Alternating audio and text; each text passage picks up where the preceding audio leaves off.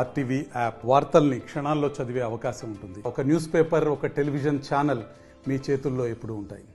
7 నియోజకవర్గాలకు సంబంధించిన మా గౌరవ శాసనసభ్యులు మాజీ శాసనసభ్యులు అందరూ కూడా చేతులు జోగులాంబ శక్తిపీఠాన్ని దర్శించారు. భారతదేశంలోనే అత్యంత ఆ జోగులాంబ తల్లి ఆశీస్సులు యావత్ రాష్ట్రానికి అందరూ చల్లగా అందరూ సంతోషపడారు. ప్రార్థనీయంగా తెలంగాణ రాష్ట్రం కొత్త రాష్ట్రం కొత్త సంవత్సరంలో భారతదేశానికి ఆదర్శంగా ఉండే పద్ధతిలో రాష్ట్ర అన్ని వర్గాల ప్రజల ఆశలు ఆశయాలు వాళ్ళ జీవితాల్లో విలువ ఉండాలని జోగులాంబ శక్తిపీఠాన్ని ప్రార్థించడం జరిగింది. ఆశీర్వాదం. రెండవది జోగులాంబ శక్తిపీఠం సంబంధించి ఇక్కడ చాలా చేయవలసిన అవసరం ఉంది. ఏ స్థాయిలో జరగాలన్నది ఆ స్థాయిలో జరిగిందన్నది వాస్తవం. దీనికి ఒక అడ్డంకి ఉన్నది. పురావస్తు శాఖ అల్లు ఉంది కాబట్టి పురావస్తు శాఖ గవర్నమెంట్ ఆఫ్ ఇండియా ఎగ్జామినేషన్ ఇవ్వాల్సింది.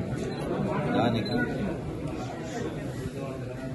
నేను కూడా అంటే ఒక శాసనసభ్యుడిగా ఒక మంత్రిగా నా వంతు చేసి ఆ యొక్క ఎగ్జామ్షన్ తీసుకొచ్చే ప్రయత్నం చేస్తూ అట్లాగే ఈ పరిధిలో లేనటువంటి ప్రాంతాన్ని కూడా ఇమీడియట్ కూడా ఈ యొక్క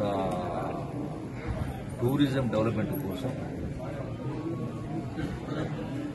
రాష్ట్రంలోనే కాదు దేశంలో ప్రపంచంలోని పర్యాటకులు గుర్తించేటువంటి భాగంగా జోగులాంబ కూడా ప్రథమ స్థానంలో మా వంతు ప్రయత్నం చేస్తామని తెలియజేస్తాను. డెఫినెట్గా ఈ రోజున గౌరవ ముఖ్యమంత్రి రేవంత్ రెడ్డి గారి నాయకత్వాన ప్రజాస్వామ్యం పునరుద్ధరించబడింది. 100% వీలైనంత తొందరలోనే ఈ యొక్క టాయిలెట్స్ కానీ తాగునీటి వసతి కానీ విశ్రాంతకు సంబంధించి కానీ ఎటువంటి లోటు లేకుండా తక్షణమే దీనిపైన సంగ్రహించి వీటికి ఏ మంజూరు ఇవ్వాలో తక్షణమే మంజూరు చేయబడింది. సో ది ఎర్లియస్ట్ తొందరలోనే ఆ సమస్య తీర్చే కార్యక్రమం చేస్తాం. అది మీ అందరికీ సరిగ్గా ఉద్దేశిస్తాం. మరిన్ని వీడియోస్ కోసం ఛానల్ ని సబ్స్క్రైబ్ చేయండి. లేటెస్ట్ అప్డేట్స్ కోసం వాట్సాప్ ఛానల్ ని ఫాలో చేయండి. అండ్ లింక్ డిస్క్రిప్షన్ లో ఉంది.